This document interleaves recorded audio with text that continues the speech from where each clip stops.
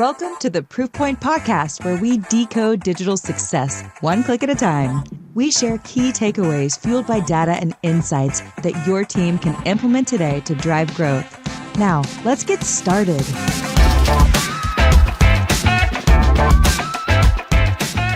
This is Stacy Porter-Bilger, your host for the Proof Point Podcast, where I feature B2B and D2C businesses and thought leaders sharing marketing, data tactics, sales strategies, and leadership insights that kickstart your growth in this rapidly changing digital space. This episode is brought to you by Proof Digital. Proof Digital is a strategic and creative performance marketing agency. We partner with companies to create data-fueled marketing sales funnels and overall growth strategies. Before I get started, I just want to give a big thank you and a shout out to a partner of ours, Donovan CPAs. Been working with Donovan for probably almost a decade, a longtime partner. They are a people-first, innovative, Indianapolis-based CPA firm, experts at financial guidance for businesses. You can find them at cpadonovan.com. Our guests today are Carrie Schroeder and Matt Curts. Carrie is an executive coach, sales strategist, and integration expert. Carrie is a principal at Polaris Business Consultants and the firm's lead executive coach and sales strategist. With over 25 years of global experience in sales and business development and M&A integration, she brings a unique blend of strategic insight and a passion for people coaching and training. She believes in intelligence and intuition are both powerful strategic partners, and she uses both to help executives, teams, and commercial and sales leaders to unlock their full potential. Matt is an executive coach and cultural strategist. As a principal at Polaris Business Consultants and the firm's lead culture and operations strategist. With 25 years of experience across finance, leadership, and consulting, he specializes in culture, diagnostics, operational planning, and leadership transitions. He is known for helping businesses and align purpose with performance, creating healthy and high-performing organizations. Matt, Carrie, thank you for joining me. Thank you, Stacy. That sounds like a mouthful, doesn't it? It was. Sorry. And I'm human. Thank you for the intros. Crazy experience, unbelievable experience, and really a unique experiences, to be truthful. So, Carrie, would you just kind of give us your story a little bit and a little bit of background to your road to your leadership, and then I'll pass it over to Matt. Absolutely. Sure. So I'm an Indiana native. I was born and raised in Indiana. I spent a fair amount of time making my way across we'll call it the upper Midwest, some time in Milwaukee, Wisconsin, some time in downtown Chicago, but I found myself back in the Indianapolis area about 13 years ago. But I am a recovering food scientist, I like to say. I am a food scientist by education at Purdue. Started my career deep in the belly of innovation teams in global food ingredient production. Wow. Which is, it's like, how in the hello did I end up here? But here I am, right? It's amazing. That's the fun thing about careers. It is. So spent about 27 plus years in the global food industry, but really I think the importance there very much operated at enterprise scale, right? I was working for multinationals, companies that were headquartered in other countries, for the most part operating in North America, had an incredible wealth of experience across innovation, R&D, marketing, product line management, and ultimately ended up my sweet spot being global sales and sales enablement, commercial enablement. Had an opportunity about 18 months ago to step away from the wild and wacky world of large private equity backed multinationals. And I've taken that time, honestly, to unpack and unwind, right? What 27 years of experience and passion looks like. And in the meantime, have worked with Matt and a couple other gentlemen to really stand up Polaris Advisors, which has been exciting. I've also stood up a second consulting company in partnership with a former colleague called the B2B Builder, which is a women-led, women-owned consulting firm supporting purpose-led organizations in food, beverage, and supplements. So I've made that transition from being, we'll call it a W-2, to an owner, founder, business owner. Do a little bit of work with my sort of life and business partner as well in residential construction. So that's kind of how I've ended up where I am today. Maybe the last thing I would say is, to your point, and similar to my colleague Matt here, I'm passionate about people. At the end of the day, spreadsheets, businesses, strategies, yada, yada, right? Literally, it comes down to human capacity and human potential. And that's, if there's anything that I come back to as it relates to anything that I do from a business or personal perspective, I think that's probably one of my through lines that you will continue to hear from me. That's amazing. I look forward to digging more into all that because, I mean, there's a lot of lessons there and a lot of exciting discussions about that. I mean, I think the through line between you and Matt is about the people and the culture. Yeah. And how you'll find that from a Polaris perspective, I think that's very much a through line, which is one of the things that makes us unique. It is. Matt, you want to kind of add to that? Sure. Yeah. I mean, I think my background, I grew up in a home of a pioneer entrepreneur who owned an automotive repair shop and, kind of was firsthand witness to what it means to run a small business, all the good and the bad and what goes along with that. And, but unfortunately for my father, I had no technical ability with his hands. So, they're a power tool, really. If you hear my name in a power tool, you probably want to run. So the rest of my family, full of mechanics and very trades-oriented individuals. But for me, no. So I was the first to go off to college in my family and decided, hey, I'm going to go into business because I'm interested in business. Chose accounting because I thought, heck, it's going to make me the most money. I thought the other stuff was fluff, and I just wanted to get down to the brass tacks. And so I did that. Worked for a pioneer entrepreneur during college and really fell in love with his business and what he was doing. But when I got out of school, realized I needed more experience. So I went and worked in public accounting for a while at Arthur Andersen, which is the largest firm in the world at the time, until they had some trouble. But you saw a lot. I saw a lot. I tell people I learned more in 5 years than I did in my entire 30-year career, honestly, at that place. It taught me how business works, kind of a behind-the-scenes peek at it, and I really fell in love with what business was. And always had an aspiration to maybe own my own business, but didn't know how that would occur. So left there, went back to work for that entrepreneur, and we built the company and kind of watched him chase volume, chase kind of the things that he thought would build the company bigger, and we ran out of cash. He eventually ran out of cash. Actually, I left a little bit before that.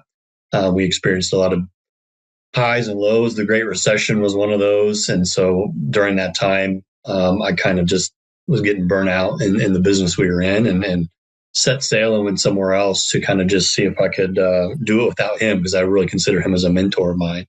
And went and worked for a company that did extremely well and was built really superbly, honestly. Ended up selling about 3.5 times its revenue to a strategic buyer, but also watched kind of that, the challenges of that, losing relationships, marriages, things of that nature. So kind of was just an observer in the midst of that. And I never really appreciated accounting fully. I'm a recovering accountant too. I was good at it. I did it to make money, but I always kind of found myself in the seat of, I don't know, it could be a counselor, it could be a priest, it could be, you name it, man, whatever day it was. It seemed like I had a revolving door to my office. And so I went into full-time ministry in 2016, left that place, went into full-time ministry for 4 years. And did that for a while. And then my wife and I had an opportunity to buy a business in 2020. And she's a optometrist, and she'd been practicing in a local optometry practice for about 17 years. And we purchased that in 2020, right in the middle of COVID, which was awesome. And but we've been running it since then together for, going on 7 years now. Okay. And it's been great. We've multiplied it and grown it by 3 times. And it's been an exciting journey for us. But all the while kind of knew, hey, I enter things with an exit plan. So it wasn't for me to work in there. It was for me to develop something and give away kind of the systems and the process to other people to run without me and see if we can go buy more practices. So that's what led me to ultimately consulting in regards to what we do at Polaris and trying to build healthy, wealthy, sellable businesses. Because I watched my dad go through an accidental succession with my brother, truly an accidental one. and then, watch somebody chase the wrong things and burn it out and bankrupt it. And then I watched somebody else that took it the right way, but also gave up everything they ever had in their life to accomplish that. So through all those learnings, I've been able to work on my business in a very different way. And I have a deep desire to help business owners really get to this place where they can transition their business over, leave their legacy behind, and to Carrie's point, protect their people.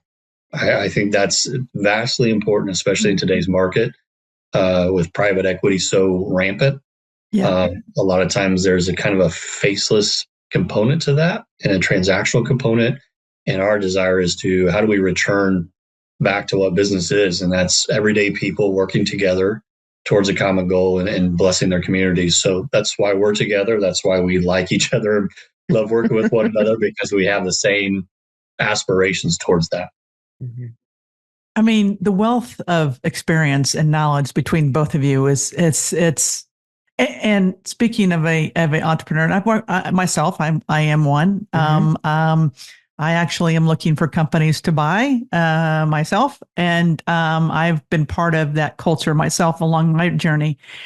And the wealth that you both have is invaluable to these companies who are, that exist. And we're going into a time period that with the baby boomers retiring and the number of companies, from my personal piece, I would like to keep companies as much local as possible to grow companies and help local businesses grow.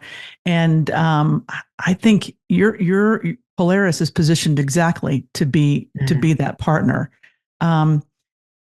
You obviously you talk about being an operator-led advisors. You are. You're doing it, and you've walked in those shoes. Can you talk a little bit more about that? Each of you. I mean, your intro, you've ran multiple companies. You've seen the global big companies and their mistakes. So, anything you want to add to that? That is a clear differentiator. A lot of consultants out there have not done it before, and you both have. I think it's funny. I'll share quickly. I think for me. Like my partner of 15 years, he has only been a solopreneur entrepreneur. He's only worked for, fully owned organizations. So I guess I've ridden shotgun to that, right? For quite a while. Yeah. And, I've seen it firsthand. I've felt it. I've felt the kind of the ups, the downs, the financial responsibility, the emotional responsibility. And I think I learned as much as I could without actually doing it. Right. Yeah. And like I said, I've worked across large, like enterprise scale. And I know at one point in my career, I was working for an organization. There was 100 acquisitions in 1 year, 100, and watching the attempt, right, to integrate those acquisitions, the people, the operations, the plants, it felt very chaotic. So it's like, I've kind of seen a lot of different areas. And I think for me, I have been humbled in the last 18 months of like, I thought I knew a lot, and I do, but you do owning it, like literally where every mistake, you pay for every mistake, you pay for every win, you pay, like literally the accountability is so real and so tangible, and it is emotional. I think about all the times that I've received advice or heard advice from individuals consulting business owners who've maybe never done it, where on paper, that sounds great. This spreadsheet is killer. That's perfect. But when it literally comes down to it, it may not make any sense at all. And I think I now have a much deeper appreciation for that I wouldn't have had, right? Had I not been willing to kind of step out of that world. So I think to your point, the fact that we're living it, we're breathing it, we understand it, we're in the middle of it, literally. Now, sure, you can get great advice from people that may not have walked in your shoes. It's not to discount that. But when it really comes down to where the rubber hits the road, there's such an incredible opportunity for trust and rapport that I think we're so well positioned, and we're passionate about it. Like that's what we actually want. We do want to bring that to the table. So that's my perspective. And I know Matt has a perspective on it as well. Yeah. I think there is something, it's hard to put to words sometimes of what it means to be an owner of something.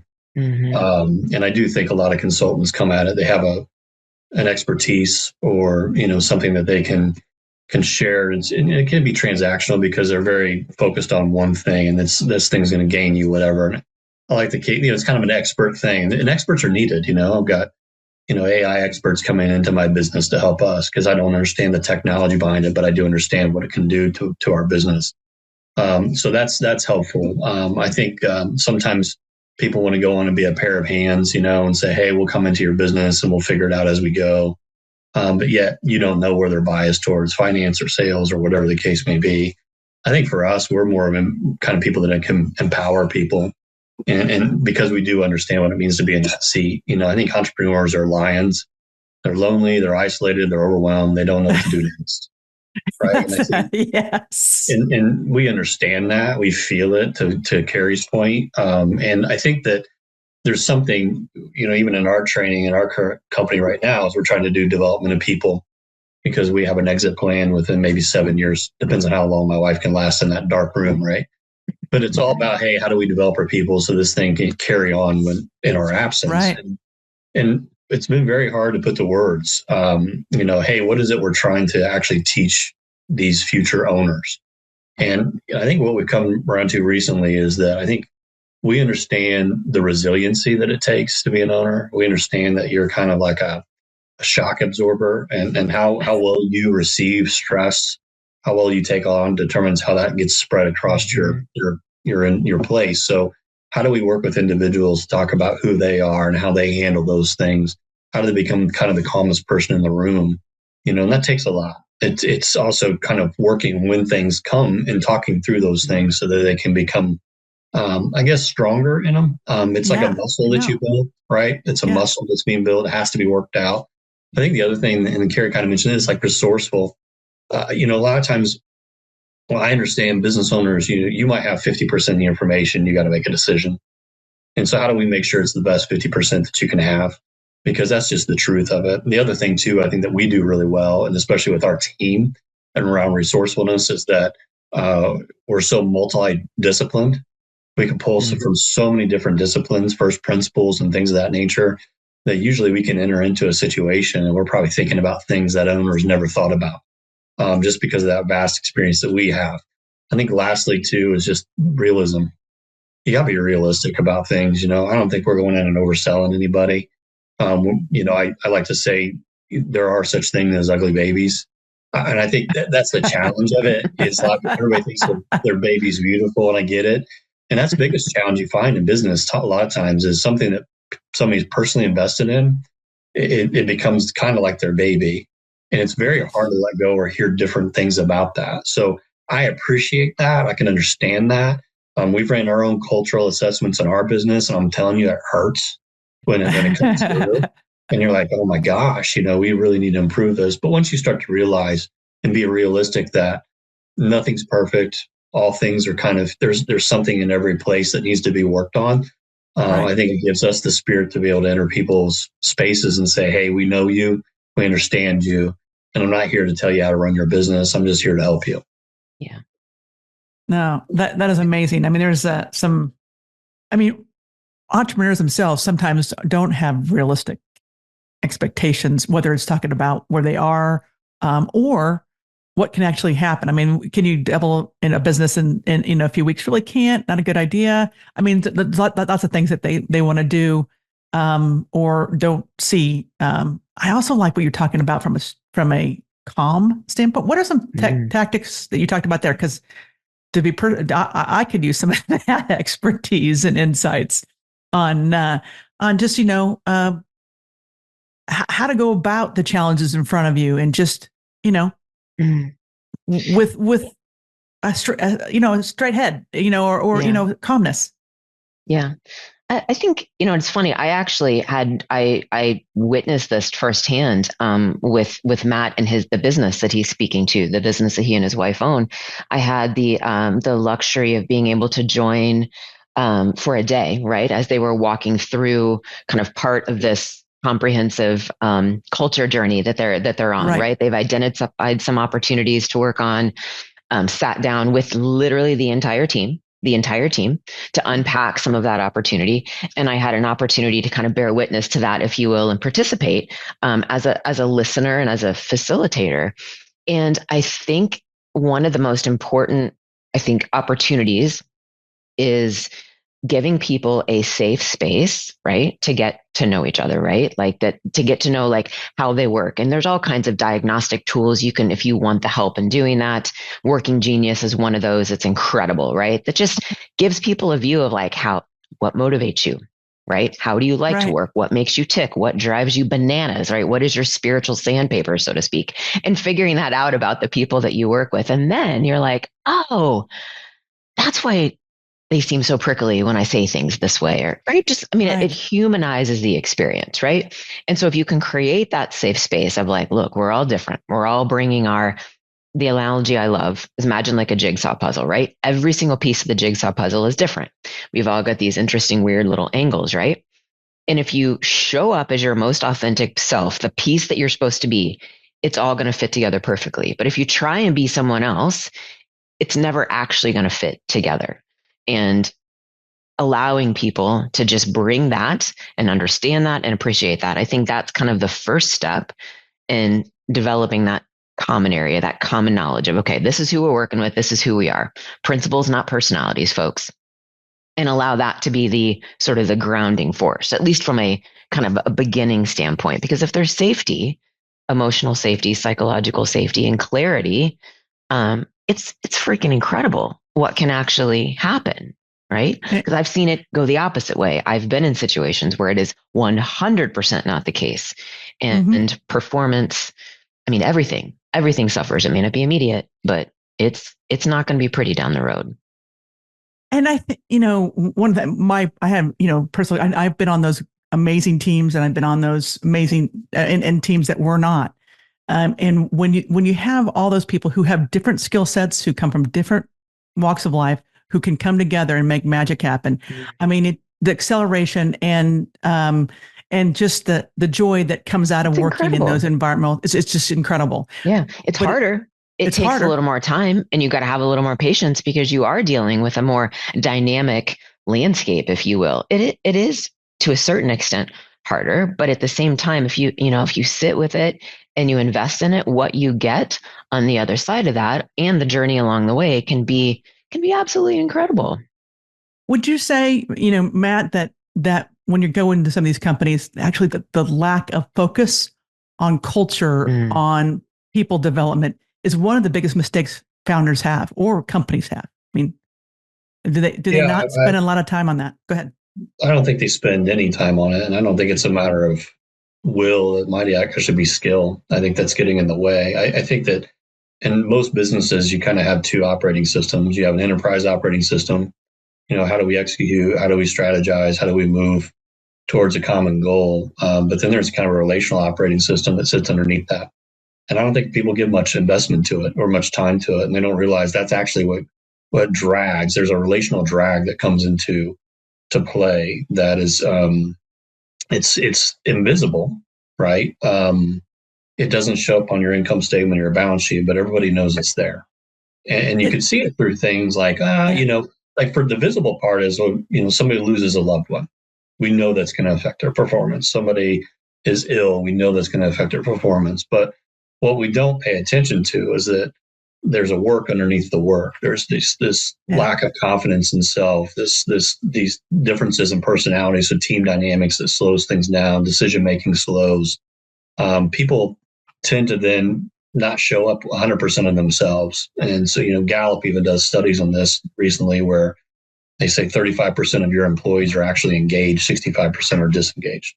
We're actually at our highest rate that's ever been inside of the workplace, since they've been studying these things.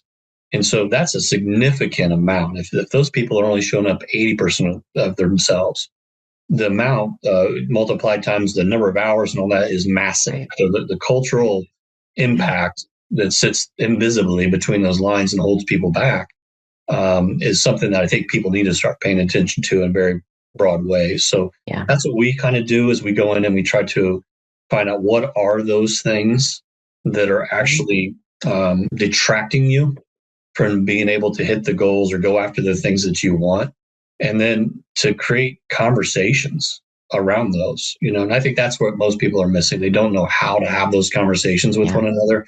What Carrie said, they don't know how to create the safe spaces for people to actually be vulnerable and to open themselves up. And once you do that, it's not that it solves it immediately. What you have to do is, again, kind of put an operating system in now that becomes this restoration loop, where it's constantly, and I'm showing you how to make peace as we go. Because peace doesn't just arrive and then stay forever. It comes and goes each and every day, but yet there's ways that we have to deal with that. So that's what we like to show people how to do. Yeah. And I think too, if somebody's like if you're into like metrics, right? So if you're a business owner, whether you formalize them or don't formalize them, KPIs, whatever you want to call them, right? Pick your acronym.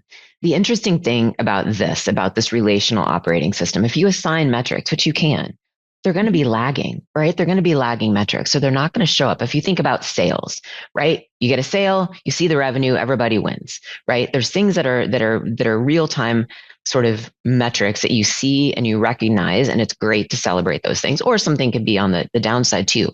But these relational components that we're talking about, they're lagging metrics. So they don't show up really brightly. They don't show up right away. But to Matt's point, over time, they can degrade. They can degrade the organization. They can degrade the culture. It's detracting and it's frustrating at the individual human level. So effectively, we make the invisible visible, right? We want to surface what's not being said, what's not being seen, what's not being felt, and find a way to not only track it, but to talk about it. Because tracking, at the end of the day, that's only half the story. But to talk about it and then find a way that we can like monitor that, whether, it's like, I don't like to use the words like people and tracking in the same sentence. It just makes me feel icky, but at the same time, right. But you can do it in a really beautiful, pragmatic way that is actually useful for the organization and the people in it.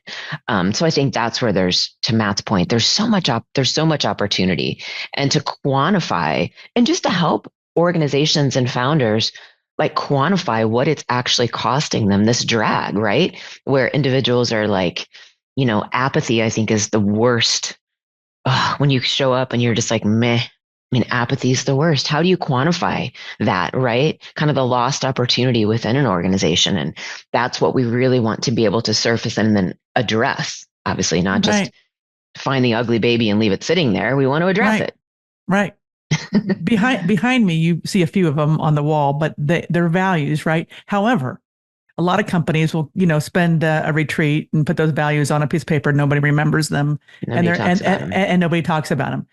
You have to, with intent, on a weekly, daily basis, reinforce them. And sometimes some people might not say, should you actually have those on? And we do have them written, but we actually.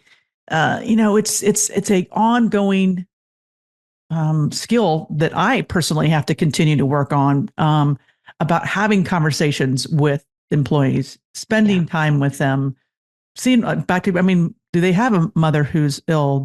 All those things. To ignore that is, you're that they're going to come up there 100% is not a realistic expectation, and magic can happen. I last week, my team was just working nonstop, even before, because of their care for the client, and then they need a break this week. So those are type of things that you just have to pay attention to. And I know, and helping companies bring attention in doing so is it's a hard thing for owners to know how to do.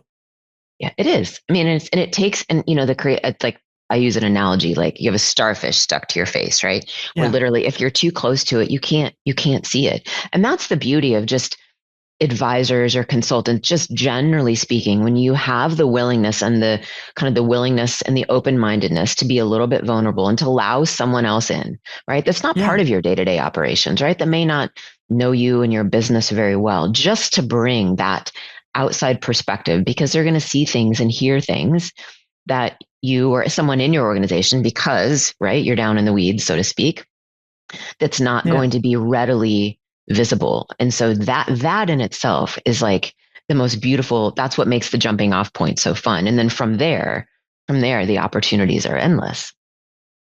What are some other, I mean, this is an apparent founder mistake. What are some other ones that you see when you start jumping into these companies that they're not doing?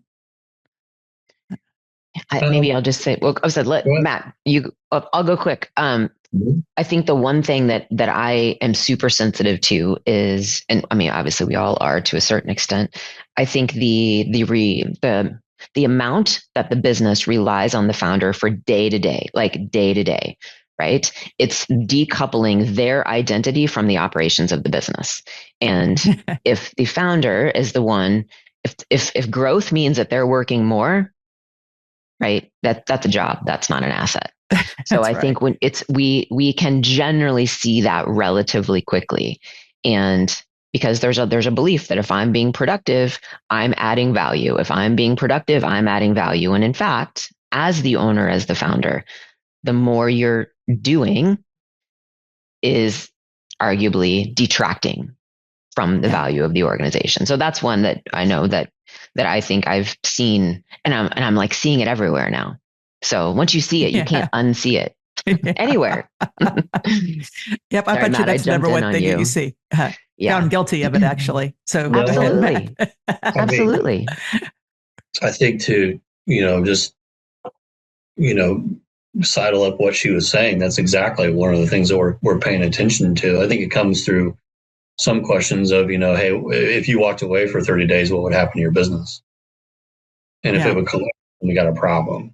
Because I think that's the point, is there's just not transferability, and buyers are not looking to buy someone, they're looking to buy something.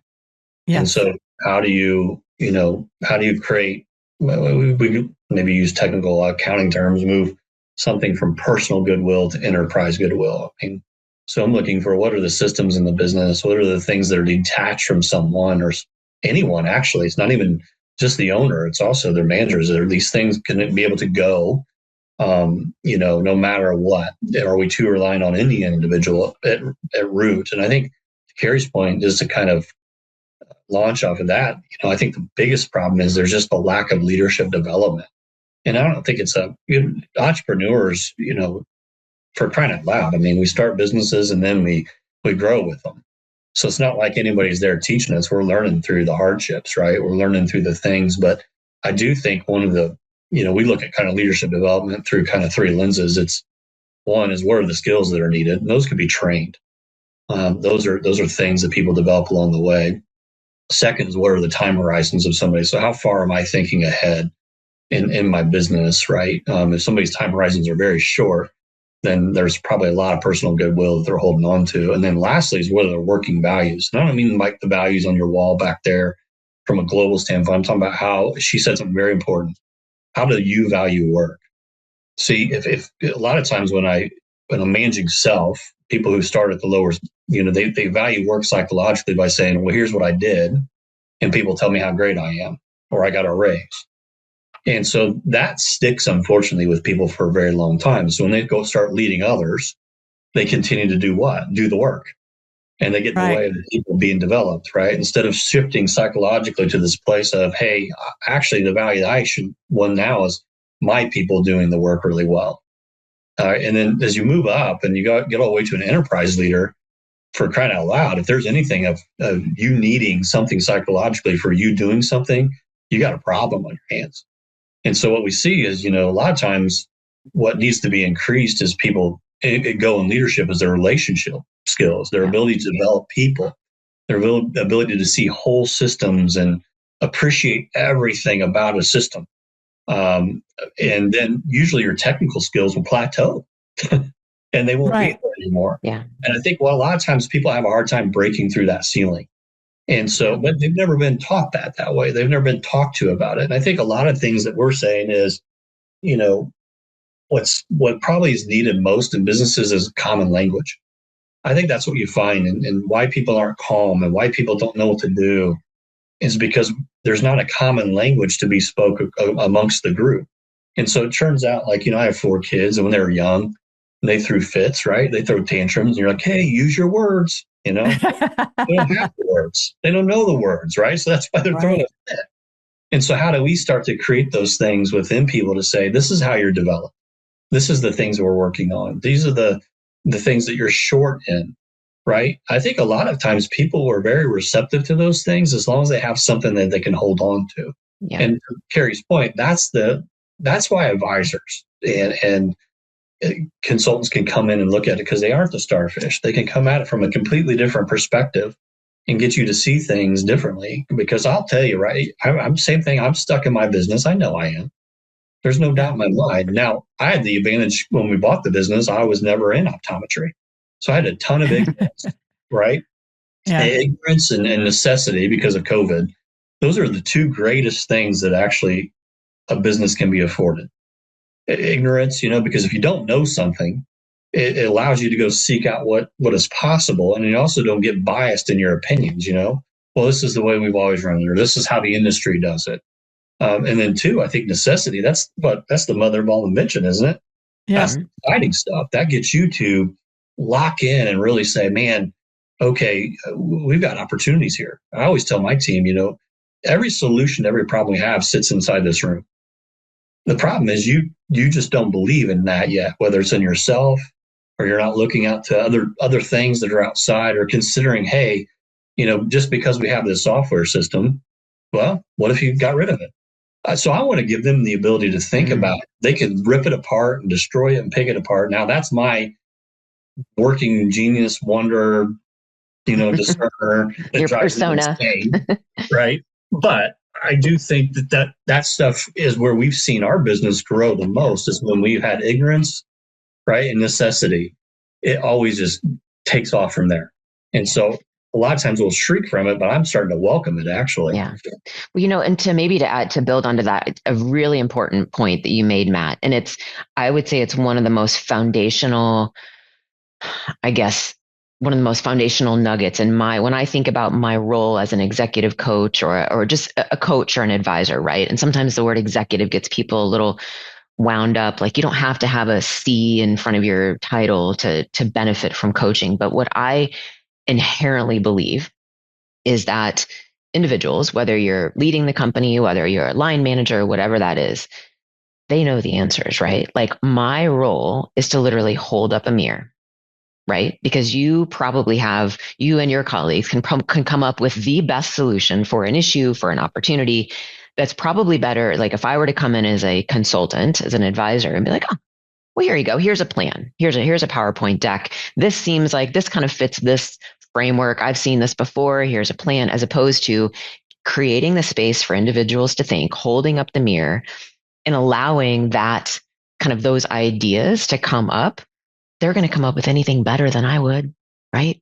And and to be able to do that across a number of people, like if you can coach an entire team or the leadership team, and to be able to give them the place and the space to like surface what they inherently literally already know, like that's where I have seen the most incredible, not only sort of team performance and business performance, but also from a individual perspective, their confidence in leadership, or their ability to kind of coach others in their team, right? Where they pay that forward. And I think that's, to me, again, that's deeply personal, but it's also, I've seen it directly tied to performance, which is something that we're all, again, very passionate about as well.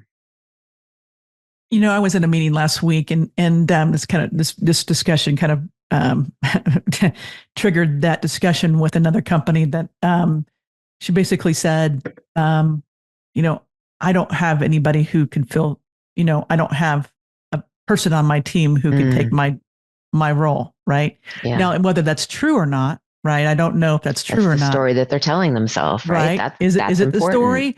Or what would you, back to Matt, your point on leadership development, what are some things that you need? Because I've hired various people. I'm a technician. I was, but now I'm doing better. But went through that therapy of not being that tactician anymore. Well, occasionally I pop my head in, but I'm trying to, not. But that leadership development piece, how do you work with companies and leaders to start that process versus, because I don't think I've seen people try to hire it in and it doesn't necessarily work, because back to your originally, sometimes what happens, the people on the existing team get not taken care of with that. So what are some leadership suggestions, or when a company like I just mentioned, who said, I don't have somebody on my team who could take that role? What's your thought process with somebody like that? Yeah, I mean, first you have to understand, what do you think your role is? I think we got to bring clarity around what you believe that you do and what you bring in value, right? And then you kind of assess that with everybody else. I think a lot of times people think too much in the way of transaction and what they're producing, and not around the kind of leadership of the space. And it's funny because I have I guess I should say it's fine. I have an employee who I love her to death, and she is a great tactician, or she's just really good at doing the work. And she has a lot of working value in that. She likes to do that so she can be recognized for it. She recently started her own little business off to the side, which is really cool. And it's just been fun to kind of been able to sit in that space with her, because I think she started to recognize the emotional piece of it. All the stuff, all the 3 R's that we talk about, like, my goodness, this is work. Yeah, it's work. I'm just doing the thing, And so you'd have to define what the role is. I think then the other thing is you have to maybe assess where you actually are in your leadership. And so we kind of like try to do an assessment on, are you leading self? Are you leading others? Are you leading leaders? Are you leading a function? Are you leading an enterprise? And there's those 3 things of skill and time horizon and working values go throughout all those. And we kind of do self-assessment and 360 assessments to say, where do we think we actually are and where we're short? Because then we can start to name what needs to be developed, right? A lot of times I think with owners, it's not so much maybe the skill, maybe even the time horizon. It's more of that working value. It's who am I if I don't do these things? And we got to work through those things. That's the biggest kind of one that's always in the way, honestly, is the psychological piece. And it's moving from, I think what you just said, Stacey, like this idea of when you kind of grow up through something, especially C-level and above, maybe Carrie's saying or whatever. I remember getting to a place where, as a recovering accountant, like everything balances. You close a month. You have these things. Has to be perfect. It fits in the box. Milestone targets, all that stuff. But when you move up through executive leadership, you realize there's so much ambiguity. Nothing ever closes. It's just a constant loop. And you have to become okay with that. Yeah. You're navigating in a lot of gray, and to be comfortable in the gray. I appreciate this therapy session. Appreciate it very much. I think it's the muscle that it's, when I remember doing CrossFit years ago, and I remember like when I first started, I'm like, oh gosh, this sucks. And I told a guy who was like a lot stronger than me, like 5 years, I said, man, I can't wait till I maybe do as long as you and it won't hurt as bad. And he says, no, man. He goes, it always sucks. He says, you just lift more weight. He said, so you got to learn to embrace the suck. And I think that's part of it too, is that's that resiliency, that we've got to build up in people. But a lot of times maybe, and maybe I will say lastly to this case, maybe there isn't the right person there. That is possible. Maybe they don't have the right people. But, that takes an investment too, that a lot of owners aren't thinking about. They're not thinking about, hey, I need to continue to invest in my business all the way up to the end. Because if not, I'm kind of becoming, I don't know if it's greedy, but I'm being skittish in what I want to do. And then all of a sudden I get to the sell and I think it's worth this much. It's like your house, I have this nice house and the market says it'll sell for this, but I never wanted to remodel my bathroom because I thought I was going to move. Right. So somebody's coming in and they got to remodel my house because it's so, let's say 1970s or something. Yeah. That's going to decrease the value of your home. Well, it's the same thing. It's the same thing in business. You always got to be investing in it. So if you need to hire somebody from the outside to replace you, good. But we need to understand what you need to be replaced for. Yeah. That's key. Yeah. Yeah. Yep. I think that maybe just the one thing that because I agree with everything Matt shared. I think that as you see leaders, especially individuals who've come up to your point, Stacey, that are either they're technical experts, they're tacticians, right? Their performance is what got them promoted. But it's this mindset shift. It's not just a physical shift. It's a mindset shift of like going from activity to impact. And when you think about leadership, when I think about leadership, impact is the word that comes to mind, because you want to have an impact on your team. You want to have an impact on the business. You want to have an impact on the market in which you operate. You want to impact the value of your organization, right? And activity does not equal impact. So how do we help you sort of decouple those things, and what needs to happen? Who needs to be doing that activity in order for you to drive the impact? And I think that's easier said than done, right? But if we if we keep it in really simple terms, right? I think for me, that's kind of where the greatest opportunity is for a lot of owners or founders, right? Not everybody. Some can inherently kind of walk into that space and intuitively, but so much of it is coachable and trainable, which is what we love about it, because we love the opportunity to work with individuals who want to embrace this, right? The leader and the teams that leader is supporting. Yeah.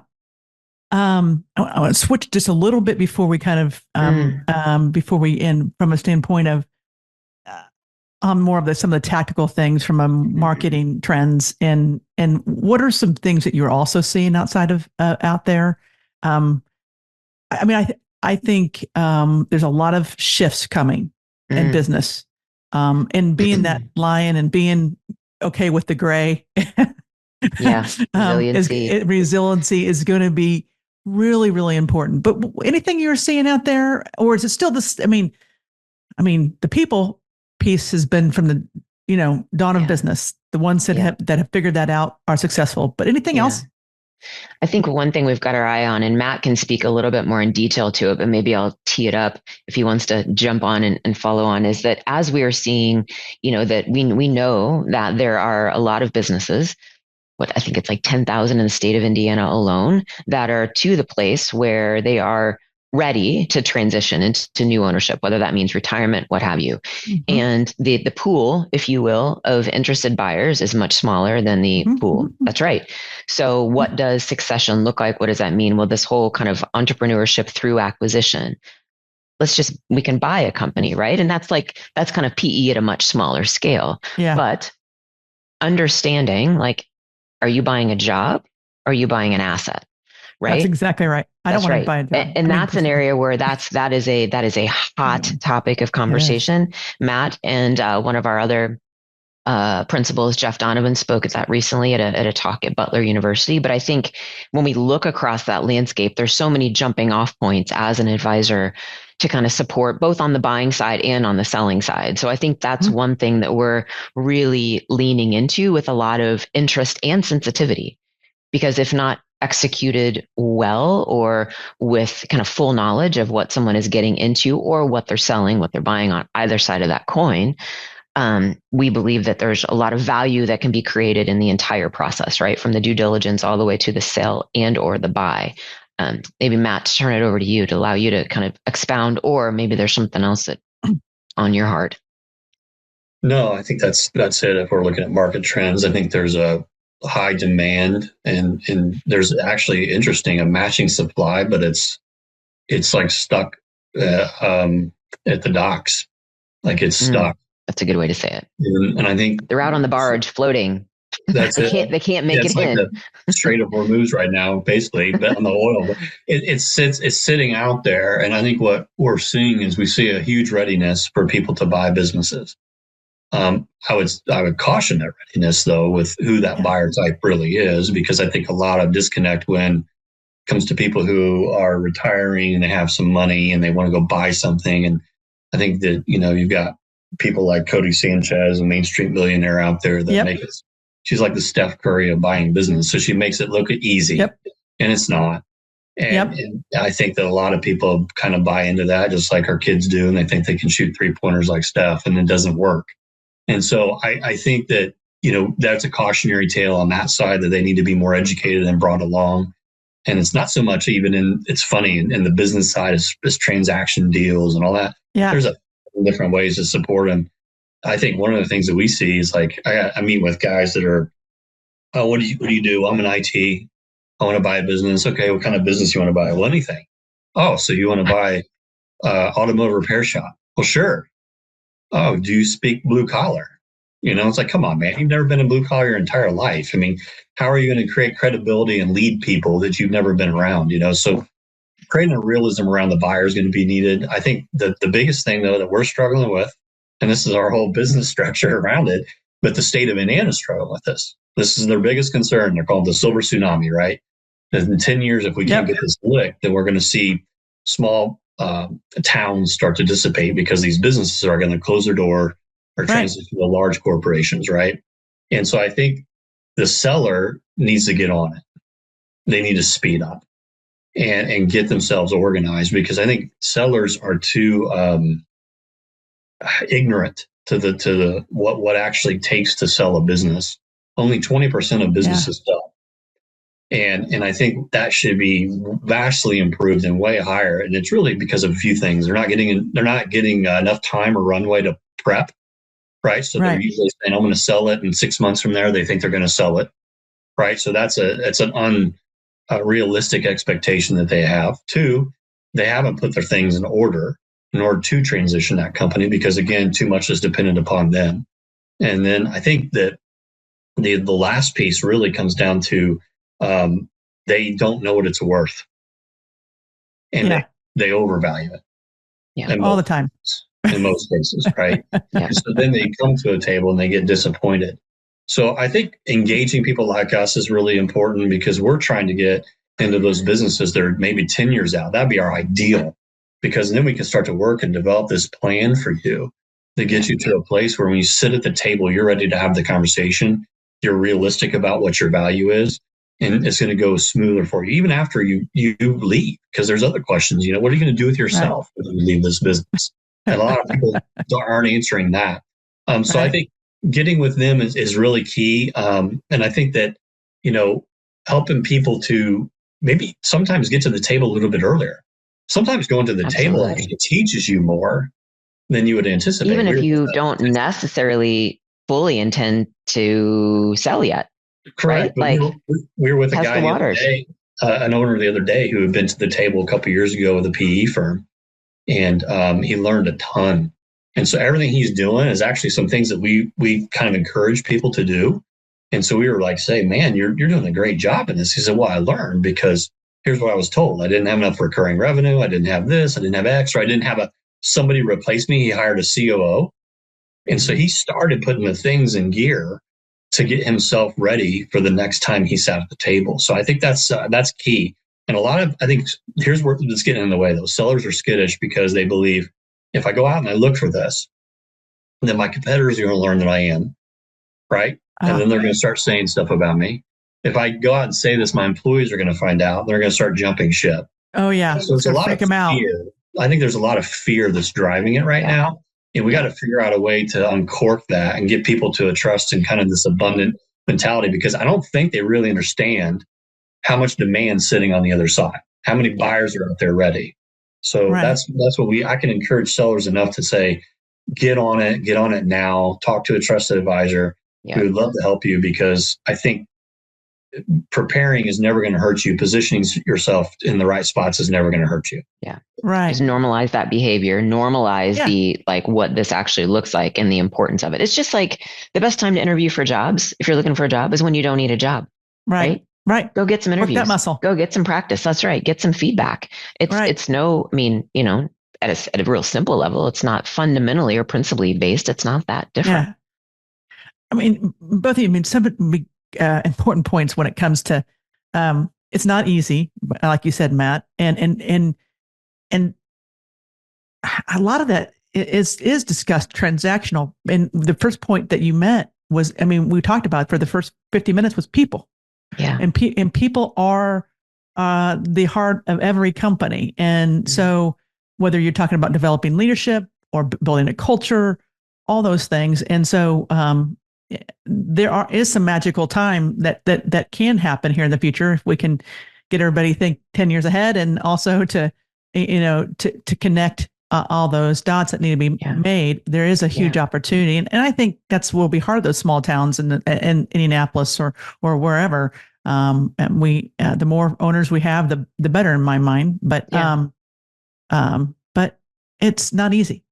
It's not easy. And you need people like you, both of you, to help along the way. Any other tactical takeaway? So just say if you, in the next 12 months or 2 years or 5 years, what are the first 3 moves or you think that these companies should be doing? Working the muscle. I heard that. Working the muscle. I think it is never, ever too early to think about selling, right? Just because you're thinking about it is not, you're not putting anything negative out into the universe. You're not putting anything that I mean, from the day you buy it or the day you found it, that is the day that you need to begin selling it, right? Because if you approach it with that mindset, then you will inherently, you will be thinking about things like de-risking the revenue, right? Not all your revenue is tied to one customer. You will be thinking about, how do I remove my physical self from the day-to-day operations? You will thinking about how to codify the business, right? How do we have processes and procedures? So it's never too early, and we don't want people to panic, and it's not too late. You can reach out if you find yourself in a pinch and you think, oh my God, I should have started this 5 years ago. Yeah, probably. But hey, we can still jump in. We can still meet you where you are. I think that, to me, that's the piece, at least as it relates to sale, but that also applies to scale, right? If you want to grow your business, you're going to do fundamentally a lot of very similar things that you would do if you're preparing for sale, in terms of formalizing, processes, procedures, de-risking revenue, all those things. It's never too early. So I think that would maybe be a kind of a parting thought of mine. Yeah, I'd agree with that wholly. I think that maybe there's one other thing that's getting in the way of not just fear. I think sometimes it's guilt, and it sounds weird for people, I think, that build organizations that do care about the people that work for them. I think there's something in them too that believes, hey, is it fair for me to walk away when I've asked these people to give so much to me? But I think it's being more realistic about that. And I think what Carrie's saying is, if you start planning and doing that, you can consider that inside of your plan. I'll tell you right now that I will not sell to a corporate private equity firm for our eye care practice. We've seen it destroy our industry. I'm not saying that regionals don't work and smaller ones or whatever, but it has to fit my people. Has to take care of my people. That's the legacy that we want to leave. We care more about that than we do the actual number that's on the end of the day. So, but we're planning for, right? We have an actual pathway to sell the company to private. And so that's the stuff I'd say is also, and also getting our employees to understand, they understand the risk that we've taken. Mm-hmm. They understand what's in that, right? And we talk about that openly. I think that's another, people don't know how to talk about openly, things. They get weird and they wipe it on our table and they avoid it. And then the last is, I think people have to learn to make the pie bigger. It is a different environment than it ever has been before. There's a lot of organizations, especially we kind of say people own jobs. They really do in a lot of ways. I have very close friends in the trades and own electrical contracting companies, automotive repair companies, things like that. And the reality is, if they walked away for 30 days, they wouldn't make any money. So what is it, though, that's happening around you? Is there other plays that might be able to happen? We got small towns where the electrician, the plumber, and the HVAC guys all sitting in there, and they're well known and they're constantly called. And if something doesn't happen, or maybe they look and say, what if we came together and maybe sold as a package? I don't know, because, otherwise your big corporate ones are going to come in there, and there's going to be a faceless presence inside of people's homes, mm-hmm. where they're used to having that local person in there. Yep. Same thing on the dental, same thing on the optometry. There's got to be different ways in which people are going to think about this, because the game has changed. And so I think being open to that and just being ready to go, that's it. And to Carrie's point, that was dead on. It is never too early, mm-hmm. ever. I encourage people, if somebody wants to have a conversation with you, have the conversation, for crying out loud. Conversations are worth gold. You never know what you're going to learn. You don't have to say yes to anybody. Yeah. Right. Yeah. And I think, to your point, Stacey, to kind of tie that all together, that the earlier you have that in your frame of mind, right, scaling or selling, what you're going to do as a result of that, you are likely inherently going to involve your people, your leadership pipeline, because if you give a poop about your folks, right, they're going to be part of the leadership pipeline. You're going to be thinking, oh, this individual has expressed an interest in leading a team. This individual has expressed an interest, in terms of being in sales and being more commercial or client facing, right? So if you're thinking, if you've got the end game in mind, or at least vaguely, right, then I believe, at least demonstrated I've seen, you're likely to pull in the individuals that you have and bring those right people on board, which is going to empower and accelerate, that runway. So it inherently is it's a beautiful opportunity, right? It's not just about the sale. It's all the activity that gets you to the point that allows you the most advantageous offer or opportunity to do that, right? And you've been done it so diligently. And so, I guess intentionally is probably the word I'm looking for. No, that's awesome. And that's, those final points by both of you have just really kind of hit the nail, on the whole message we discussed today. So, one, I really appreciate, both of you, giving your time to me this morning and, sharing some insights. We have been talking to, Carrie Schroeder and Matt Curts with Polaris. Thank you for being on the Proof Point Podcast. Thanks for listening to the Proof Point Podcast. We'll see you again next time. And be sure to click subscribe to get future episodes.